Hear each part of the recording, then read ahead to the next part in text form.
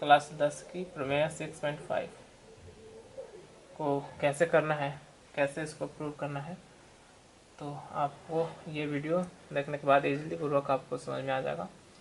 तो चलिए देखते हैं क्या कहता है। प्रमेय 6.5 कह रहा है कि यदि एक त्रिभुज के एक कोण दूसरे त्रिभुज के एक कोण के बराबर हो तथा इन कोणों के अंतर्गत करने वाली भुजाएं समानुपाती हो तो हमें सिद्ध करना है कि दोनों त्रिभुज समरूप होते हैं। जैसे कि अब इसको मैं आपको समझाता हूँ।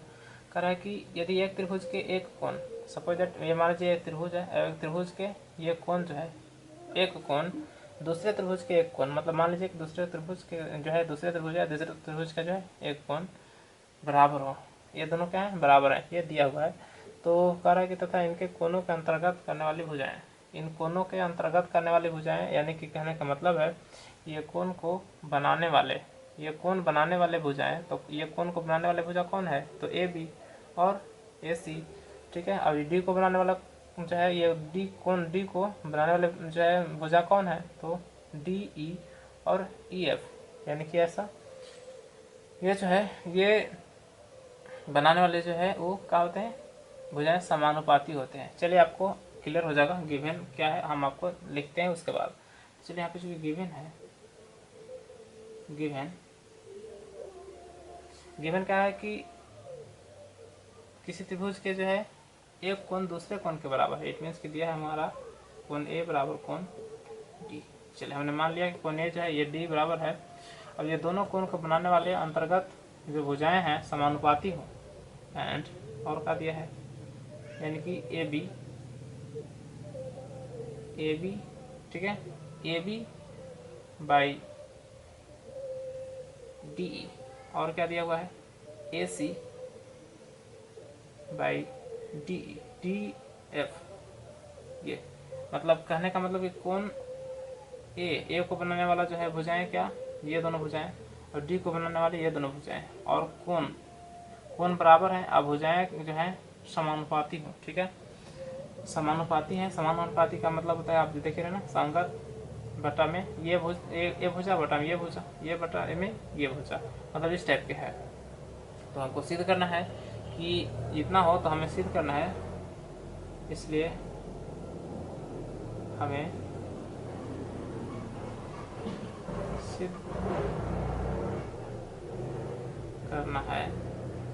सिद्ध करना है कि क्या सिद्ध करना है कि दोनों त्रिभुज समरूप होते हैं। इट मीन्स कि त्रिभुज ए बी सी समरूप त्रिभुज डी ई एफ, ये आपको करना है।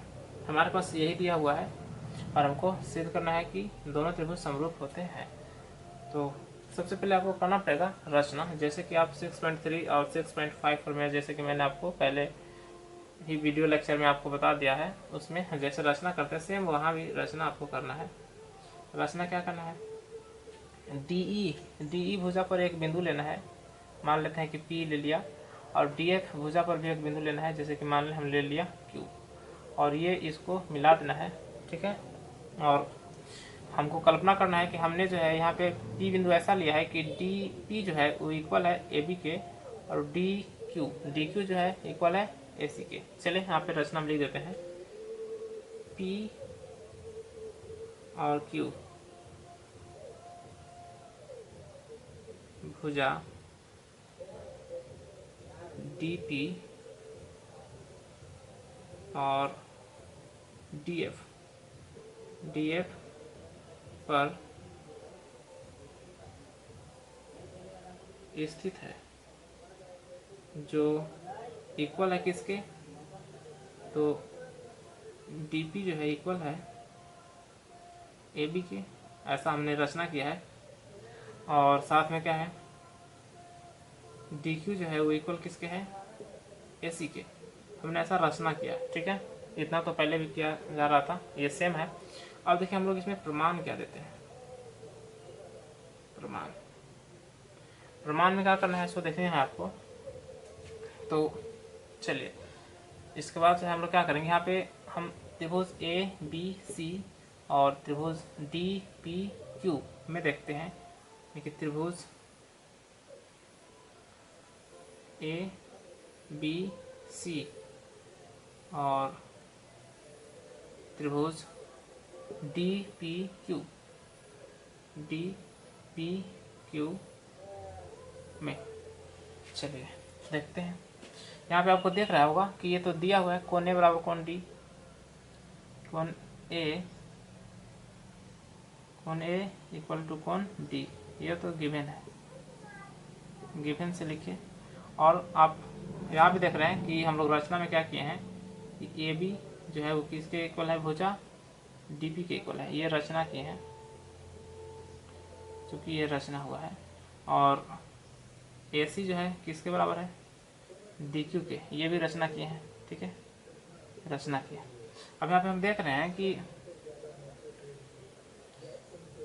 यहाँ पे क्या देख रहे हैं, आपको देख रहा में आ रहा होगा कि इसमें जो है भुजा एंगल भुजा, इट मीन्स की साइड एंगल साइड, जो आपका समरूपता नियम है या सर्वांग समता नियम जो कह लीजिए है, वो से दोनों त्रिभुज जो है समरूप हो जाएंगे या सर्वांग समरूप कर लीजिए, समरूप हो जाएंगे, सर्वांग सम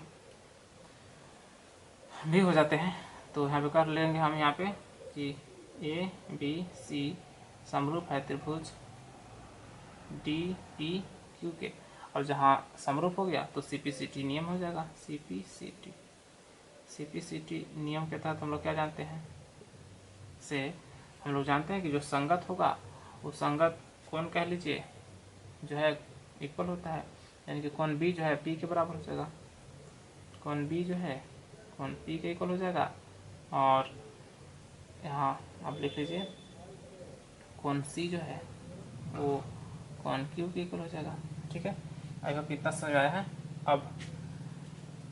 अब चूंकि यहाँ पे हम लोग गिवन से इसलिए आपको क्लीन कर देते हैं थोड़ा, ताकि मेरा स्पेस बचे। अब गिवन में क्या है सो देखिए, गिवन में हम लोग को दिया है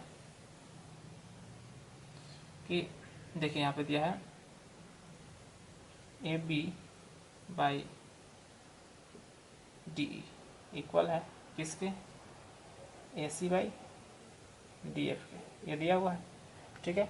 अब इसी में देखिए रिप्लेस कराते हैं हम लोग, चूँकि ए बी इक्वल क्या जानते हैं, ए बी जो है यहाँ देखिए ए बी डी पी के, तो ए बी की जगह पर लिख देंगे डी पी बटा में डी ई, ठीक है।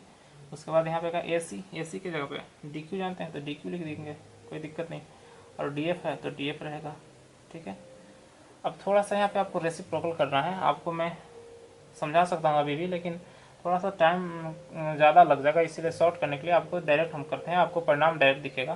पहले हम रेसिप्रोकल करेंगे,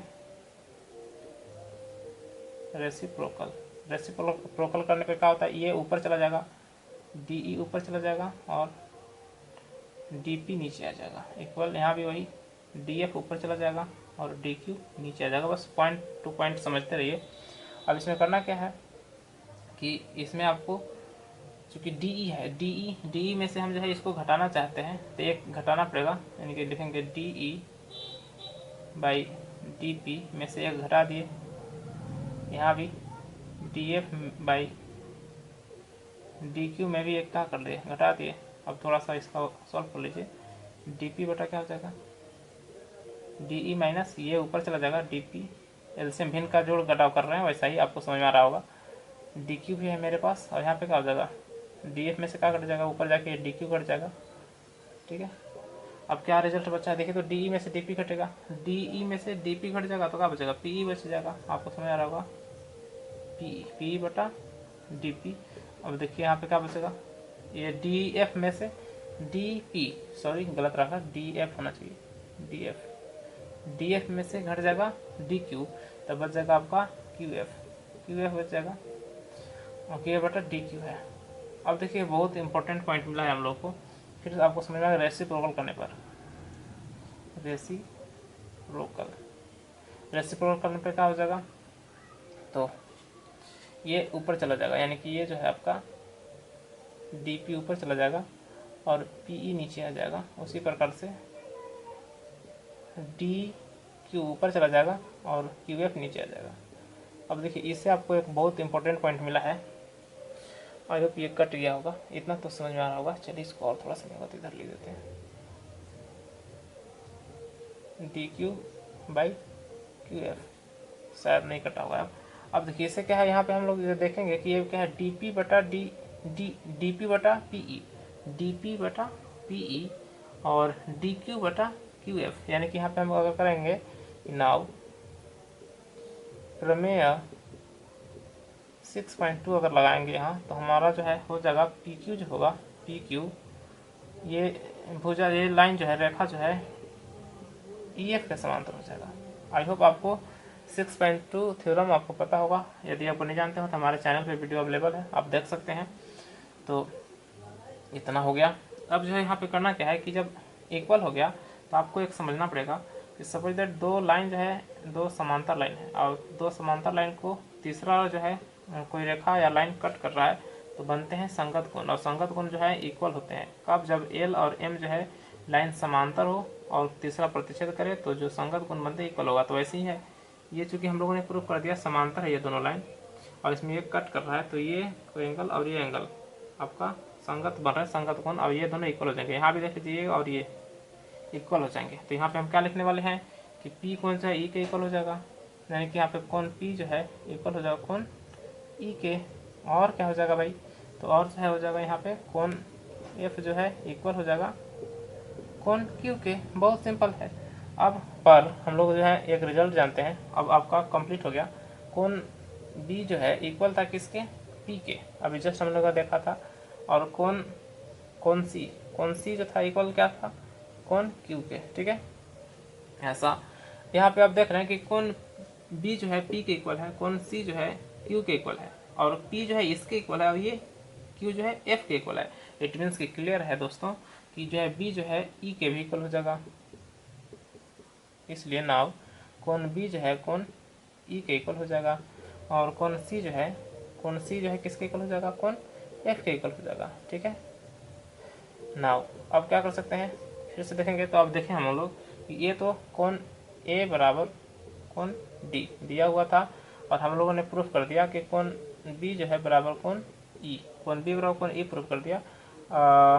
कोण सी बराबर हमने प्रूफ कर दिया एफ, कोण एफ। अतः जो है हमारा कहने का मतलब है कि अतः ये त्रिभुज ए, ये त्रिभुज और ये त्रिभुज, दोनों त्रिभुज क्या हो गए, समरूप हो गए। ये प्रूफ करना था। I hope A B C त्रिभुज और डी ई एफ त्रिभुज समरूप हो का क्या चीज़, कौन सा समरूपता या समरूपता नियम, तो ए समरूपता नियम से दोनों त्रिभुज जो है प्रूफ हो गए। तो आई होप ये आपको इजीली पूर्वक समझ में आया होगा।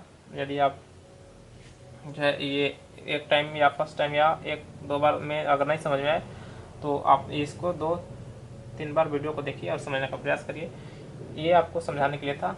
और दूसरी बात ये भी है, यदि आपको कहीं डाउट रहता है तो आप मुझसे कमेंट में अपना डाउट क्लियर कर सकते हैं। तो चलिए फ्रेंड्स, आज के लिए वीडियो यहीं तक, तब तक टिल देन टेक केयर।